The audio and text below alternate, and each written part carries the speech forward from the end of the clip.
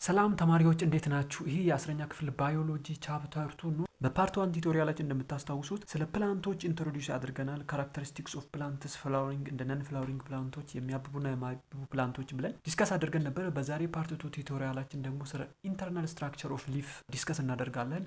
ሶ ኢንጆይ እንደምታደርጉት አይ ሆፕ። ሜቢ ስለ ኢንተርናል ስትራክቸር ኦፍ ሊፍ ወይም ውስጣዊ የቅጠል ስትራክቸር ከማየታችን በፊት ፕላንት ራሱ ኢንተርናል የሆነ ስትራክቸር አለው። ኤክስተርናል ስትራክቸሮች ኦብቪየስሊ አይተናል። እንደ ግንዱ እንደ ስሩ ያሉ እንደ ቅጠሉ ውጫዊ ስትራክቸር ያሉ ባለፈው ፓርት ላይ አይተናቸዋል። አት ዘ ሴም ታይም ደግሞ ፕላንቶች ኢንተርናል ስትራክቸር አላቸው። ኤክስተርናል ስትራክቸር እንዳላቸው ሁሉ በውስጥ ክፍል ማለት ነው። ቅጠላቸውም ግንዳቸውም ስራቸውም ወይም ሩታቸውም ኢንተርናል የሆነ ውስጣዊ ስትራክቸር አላቸው። ልክ የሰው ልጅ ኤክስተርናል ስትራክቸር ላይ አይን፣ ጆሮ፣ ቆዳ እንዳለው ሁሉ ኢንተርናሊ ደግሞ ልብ፣ ኩላሊት፣ ሳምባ እንዳለው ፕላንቶችም ውጫዊም ውስጣዊም ስትራክቸሮች ወይም ኦርጋኖች አሏቸው። ባለፈው ፓርት ላይ ስለ ውጫዊ ስትራክቸሮቻቸው አይተናል። በዛሬው ደግሞ ኢንተርናል ስትራክቸር ኦፍ ሊፍ ምንድን ነው የሚመስለው፣ ሊፍ ወይም የቅጠሉ ስትራክቸር ምን ይመስላል ኢንተርናል የሚለውን እናያለን። ኢንተርናል ስትራክቸር ኦፍ ግሪን ሊፍ ኢዝ ስፔሻላይዝድ ፎር ፉድ ሲንተሳይዚንግ ኦር ፎር ፎቶሲንቴሲስ። ኢንተርናል ስትራክቸር የሚባለው የቅጠል ውስጣዊ ክፍል ቤዚካሊ የተዘጋጀው ፎቶሲንቴሲስ ለማካሄድ ነው። በቃ ፎቶሲንቴሲስ የሚለውን የምግብ ዝግጅት ኦር ፕላንቶች ምግብ የሚያዘጋጁበት ሲስቴም ሰፖርት ለማድረግ ነው ስትራክቸርድ የሆነው ኢንተርናል ስትራክቸር ኦፍ ሊፍ የምንለው ወይም የቅጠሎች ውስጣዊ ስትራክቸራቸው። ሶ ቅጠሎች ኢንተርናል ስትራክቸራቸው ወይም ውስጣዊ ስትራክቸራቸው ሜንሊ በሁለት ይከፈላል። አንደኛው አውተር ላየር አለ፣ ሚድል ላየር አለ። አውተር ላየር የምንለው እዚህ ጋር ሜቢ ይሄን አንድ ቅጠል ነው ብላችሁ ሰዱት። ይሄ ቅጠል በማይክሮስኮፕ ስር ማግኒፋይ አድርገን ስንመለከተው አውተር ላየር እና ሚድል ላየር አለው። ይሄ ኢንተርናል ስትራክቸራቸው። አውተር ላየር የምንለው በስርና በላይ የሚገኙት አውተር ላየር ይባላሉ። ሚድል ላየር የምንላቸው ደግሞ በዚህ በሁለቱ መሀል የሚገኙት በስረኛውና በላይኛው መሀል የሚገኘው ሚድል ላየር ይባላል። ሶ የፕላንቶችን ኢንተርናል ስትራክቸር አውተር ላየር እና ወይም ኢፒደርሚስ ይባላል። ሚድል ላየር ወይም ሜሶፊል ብለን መክፈል እንችላለን። ሶ ዌን ዊ ካም ቱ አውተር ላየር ወይም ኢፒደርሚስ a single layer of tightly packed cell covering the upper and lower leaf of ሰርፌስ። አሁን ኤፒደርሚስ የምንለው ወይም አውተር ላየር የምንለው ፕላንቱን በላይና በስር የሚሸፍነው በብዙ ሴሎች የተሰራ ስትራክቸር ነው። ይሄ አውተር ላየር የምንለው ፔይ አቴንሽን። ይሄ ፕላንቶች ኢንተርናል ስትራክቸራቸው በሁለት ይከፈላል፣ ኤፒደርሚስ እና ሜሶፊል ወይም አውተር ላየር እና ሚድል ላየር ተብሎ የውስጥ ክፍልና ከላይና ከታች ያለው ክፍል ብለን። ይህን አውተር ላየር ቤዚካሊ ከቨር ለማድረግ ወይም ፕላንቱን ከቨር ለማድረግ ነው የሚሆነው በውስጥ በኩል ማለት ነው። ሶ አውተር ላየር ሃቭ ሜንሊ 3 ፓርትስ፣ 3 ፓርቶች አሉት። ይሄ አውተር ላየር የሚባለው አውተር ኤፒደርሚስ፣ ሎወር ኤፒደርሚስ እና ስቶማታ የሚባሉ 3 ስትራክቸሮች አሏቸው። ምንም ኮምፕሌክስ የሆነ ነገር የለም። ጀስት ስትራክቸሩን ካያችሁት ከዚህ ይጀምራል። ፕላንቶች ኤክስተርናልም ኢንተርናልም ስትራክቸር አላቸው። ኢንተርናል ስትራክቸራቸውን ስናይ ሊፍ ጋር እንመጣለን ወይም ቅጠል ጋር እንመጣለን። ቅጠል በራሱ ኢንተርናል ስትራክቸር አለው። የቅጠል ኢንተርናል ስትራክቸር በሁለት ይከፈላል፣ አውተር ላየር እና ሚድል ላየር ወይም ኤፒደርሚስ እና ሜሶፊል ብለን እንከፍላለን። ዘን ይሄን አውተር ላየር የምንለው ወይም ኤፒደርሚስ ደግሞ ወስደን አፐር ኤፒደርሚስ፣ ሎወር ኤፒደርሚስ እና ስቶማታ ብለን እንከፍላቸዋለን። እዚህ ጋር የምታዩት አፐር ኤፒደርሚስ የምንለው አፐር ኤፒደርሚስ ከቨርድ ባይ ኤወክሲ ኪዩቲክል ዛት ትራንስሚት ሰንላይት በት ሬዚስት ዋተር ሉስ። አሁን እዚህ ጋር ቤዚካሊ ይሄ አውተር ላየር የምንለው አፐር ኤፒደርሚስ፣ ሎወር ኤፒደርሚስ እና ስቶማታ ብለን በሶስት እናየዋለን ብለናል። አውተር ላየር ኦፍ ሊፍ። ሶ አውተር ኤፒደርሚስ የምንለው እዚህ ጋር የላይኛውን የቅጠል ክፍል ከቨር ለማድረግ ነው የሚጠቅመው። የላይኛው የቅጠል ክፍል ማለት የላይኛውን የቅጠል ክፍል ከቨር ለማድረግ ነው የሚውለው። በዚህም ፀሐይን ወደ ውስጥ የሚያስገባና ውሃ ወደ ውጭ እንዳይወጣ የሚያደርግ ስትራክቸር አለው። ከሊፒድ ነው የተሰራው። ልክ እንደ ሰው ልጅ የእጅ ቆዳ ወደ ውስጥ ውሃ እንደማይገባና ውስጥ ያለው ውሃ ደግሞ ወደ ውጭ እንደማይወጣ ሁሉ ፀሐይን ወደ ውስጥ ያስገባን ሰንላይትን። ይሄ አፐር ኤፒደርሚስ ውሃ ግን ከቅጠል ውስጥ ወጥቶ ወርተን ነው ቅጠሉ እንዳይደርቅ ይጠብቃል። ይሄ በላይኛው የቅጠሉ ክፍል የሚገኘው አፐር ኤፒደርሚስ የሚባለው ዋክሲ ካቲክል በሚባል የሊፒድ ስትራክቸር ነው የተሰራው። ሰንላይትን ትራንስሚት ያደርጋል፣ ያስገባል። ምክንያቱም ሰንላይት ለፎቶሲንቴሲስ ስለሚያስፈልግ በት ሬዚስት ዋተር ሉስ ውሃ ግን እንዳይወጣ ያደርጋል። ይሄ አፐር ኤፒደርሚስ። ሁለተኛ ደግሞ ሎወር ኤፒደርሚስ ነው። ሎወር ኤፒደርሚስ ኮንቴንስ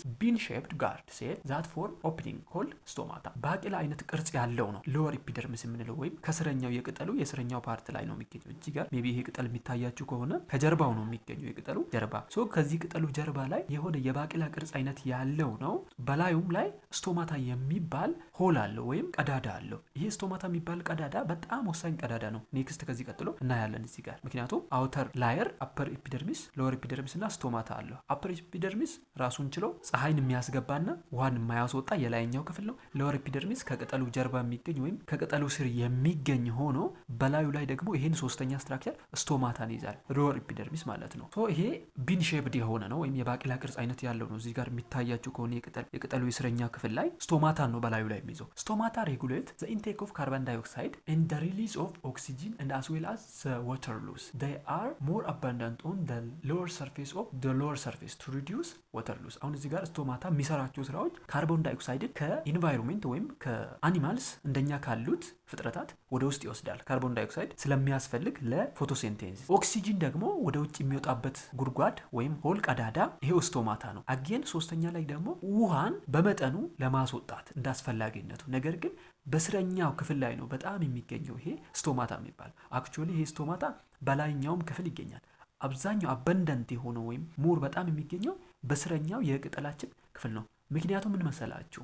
ይሄ በስረኛው የቅጠላችን ክፍል ላይ ፀሐይ ስለማይወጣ ውሃ አይተንም። ስለዚህ እንዳስፈላጊነቱ ውሃን ይለቃል። ነገር ግን ውሃ ከመጠን በላይ እንዳይወጣ ለመከላከል ሲባል በስር ይገኛል። በስር ከተገኘ በስር ብዙም ፀሐይ ስለማያገኘው ውሃን አያጣም ማለት ነው። ሶ በአጭሩ አውተር ላየር ይህን ይመስላል የፕላንቶች ማለት ነው። ኢንተርናል ስትራክቸራቸው በሁለት ይከፈላል ብለን አውተር ላየር እና ሚድል ላየር። አውተር ላየር የምንለው በቅጠሉ ስርና በቅጠሉ ላይ የሚገኝ ሲሆን እሱም አፐር ኤፒደርሚስ፣ ሎወር ኤፒደርሚስ እና ስቶማታ አለው። አፐር ኤፒደርሚስ ኦብቪየስሊ በላይ የሚገኝ ሲሆን በዋክስ ካቲክል ሊፒድ የተሸፈነ ነው። ፀሐይን የሚያስገባ ውሃን እንዳይወጣ የሚያደርግ የሰው ልጅ እጅ መዳፍ ባህሪ ያለው ነው። ሎወር ኤፒደርሚስ ደግሞ የባቄላ አይነት ቅርጽ ያለው ስቶማታ የሚባል ቀዳዳ አለው። ሶስተኛ ደግሞ ይሄ ስቶማታ የምንለው ካርቦን ዳይኦክሳይድ ወደ ውስጥ የሚገባበት፣ ኦክሲጅን ወደ ውጭ የሚወጣበትና ውሃን ደግሞ እንደ አስፈላጊነቱ በመጠኑ የሚለቅበት በብዛት በቅጠሉ ስር ላይ ወይም በቅጠሉ ጀርባ የሚገኝ ስትራክቸሮች ናቸው። ይሄ አውተር ላየር ይባላል። ሚድል ላየር የምንለው ደግሞ መሀል ላይ የሚገኘው። አውተር ላየር ከላይና ከታች የሚገኝ ሲሆን ሚድል ላየር የምንለው ደግሞ በቅጠል ውስጥ ሜሶፊል ይባላል። ኢትስ ሎኬትድ ቢትዊን ዘ አፐር ኤንድ ሎወር ኤፒደርሚስ and is directly involved in photosynthesis። አሁን ፎቶሲንቴሲስ የሚካሄደው እዚህ ሚድል ላየር ላይ ነው። በቃ ይሄ ሜሶፊል የሚባለው ላየር ላይ ነው። የሚድል ላየር have two major layers። ይሄ ሚድል ላየር ሁለት ፓርቶች አሉት ወይም ሁለት ክፍሎች አሉት። አንደኛው ፓሊሴድ የሚባልና ስፖንጂ ላየር የሚባሉ ሁለት ክፍሎች አሉት። ፓሊሴድ እንደምታዩት ከላይ የሚገኘው እዚህ ጋር ያለው ስትራክቸር ነው። በላዩም እንደምታዩት እዚህ ጋር የሚገኝ ስትራክቸር ነው። ፓሊሴድ የምንለው የሆነ በስርዓት የተሰደሩ አይነት ኮሎመን ነገር ነው። የሆነ ሬክታንግል የሆነ ኮሎመን አለው። ይሄ ፓሊሴድ ላየር የሚባለው። ስፖንጂ ላየር ደግሞ ከስሩ የሚገኝ ብዙም በስርዓት ያልተደረደሩ አይነት ቀዳዳዎች ያሉት ነው ስፖንጂ ላየር።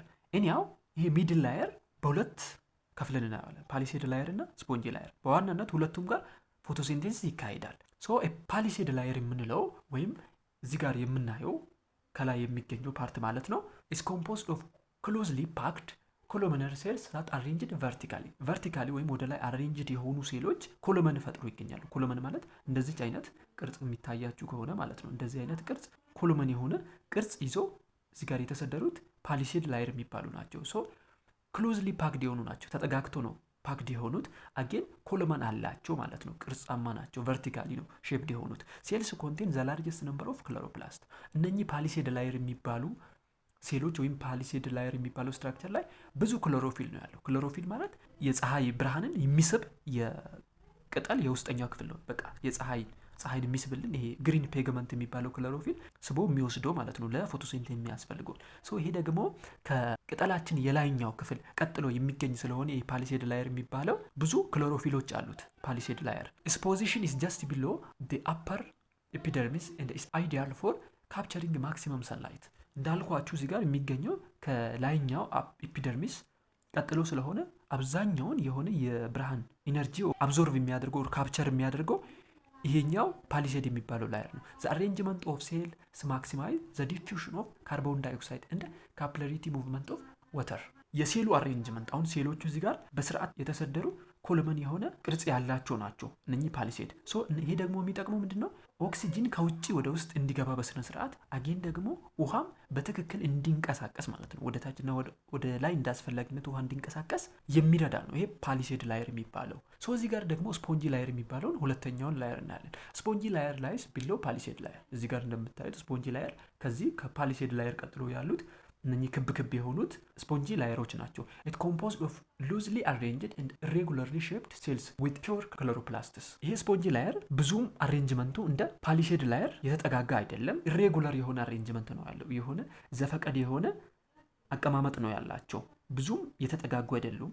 አጌን ደግሞ ትንሽ ክሎሮፕላስት ነው ያላቸው። ቅድም እንዳልኳችሁ ፓሊሴድ ላየር ብዙ ክሎሮፕላስት አለው። ላርጀስት ነምበር ኦፍ ክሎሮፕላስት አለው ፓሊሴድ ላየር። ምክንያቱም ክሎሮፕላስት ለምንድን ነው የሚጠቅመው ብለናል? የፀሐይ ብርሃንን እንደ አስፈላጊነቱ አብዞርቭ የሚያደርግ ወይም የሚስብ ስለሆነ ይሄ ክሎሮፕላስት። ፓሊሴድ ላየር ደግሞ ወደ ላይ ከፍ ብሎ ስለሚገኝ ወደ ቅጠሉ የላይኛው ክፍል ብዙ ክሎሮፕላስቶች አሉት ይሄ ፓሊሴድ ላየር። ስፖንጂ ላየር ግን ከፓሊሴድ ላየር ወደ ታች ስለሚገኝ ከፀሐይ ብርሃን ጋር ብዙም ስለማይገኝ ፀሐይ ብርሃንን የሚስቡት ክሎሮፕላስቶች ብዙም የለውም፣ ትንሽ ነው ያለው። ያው ተፈጥሮ ባላንስ አይደለ፣ ሁሉንም አመጣጥኖ ነው የሚሰጠው። ስለዚህ ብዙም ስለማያስፈልገው ትንሽ የሆነ ክሎሮፕላስት ነው ያለው። It contains numerous air space that facilitate the diffusion of oxygen, water vapor, carbon dioxide to and from stomata. ሞር ዋናው ስራው የዚህ ስፖንጂ ላየር ዋናው ስራው አክቹአሊ ክሎሮፕላስት አለው ትንሽ ነው ያለው፣ ግን ዋናው ስራው ምንድነው? ብዙ ሰፋ ያሉ ቀዳዳዎች ስላሉት ኦክሲጂን እንደ ልቡ ወደ ውጭ የሚወጣበት የውሃትነት ወይም ደግሞ ውሃ እንደ አስፈላጊነት ወደ ውጭ የሚወጣበት አጌን ካርቦን ዳይኦክሳይድም ወደ ውስጥ የሚገባበት ብዙ ስፔሶች ወይም ብዙ ኤር ስፔሶች አሉት ይሄ ስፖንጂ ላየር። በመሃሉ እንደየ አስፈላጊነታቸው ውሃም ኦክሲጂንም ካርቦን ዳይኦክሳይድም ወደ ውጭና ወደ ውስጥ የሚገቡበት ኤር ስፔሶች አሉት በእርስ በራሳቸው መሃል። ምክንያቱም ተጠጋግቶ ስላልተፈጠሩ በመሃላቸው ውሃን እንደ ልቡ የሚያስገባና የሚያስወጣበት አጌን ካርቦን ዳይኦክሳይድን የሚያስገባበት ኦክሲጅንን የሚያስወጣበት ስትራክቸር አላቸው። ሶ በአጠቃላይ የቅጠል ኢንተርናል ስትራክቸሩ ይሄን ይመስላል። አይ ቲንክ ግልጽ ይመስለኛል። የቅጠል ኢንተርናል ስትራክቸር በሁለት ይከፈላል ብለናል። አውተር ላየር እና ሚድል ላየር የሚባል። አውተር ላየር በስርና በቅጠሉ ላይና ስር የሚገኝ፣ ሚድል ላየር የምንለው ደግሞ በሁለቱ መሃል የሚገኝ ነው። ሶ ቱቶሪያላችን ይሄን ይመስላል። የተለየ ሀሳብ አስተያየት ካላችሁ ኮመንት ሴክሽን ላይ አስቀምጡልን። ይሄ የተለያዩ ቱቶሪያሎችን የምንሰራበት የዩቲዩብ ቻናላችን ነው። ለዚህ ቻናል አዲስ ከሆናችሁ ሰብስክራይብ አድርጋችሁ የደውል ምልክቷን መጫን እንዳትረሱ። አገን ይሄንን ቪዲዮ ከተመቻችሁ ላይክ ማድረግ እንዳትረሱ ለብዙዎች እንዲደርስ። በፓርት 3 እስክንገናኝ ድረስ መልካም ጊዜ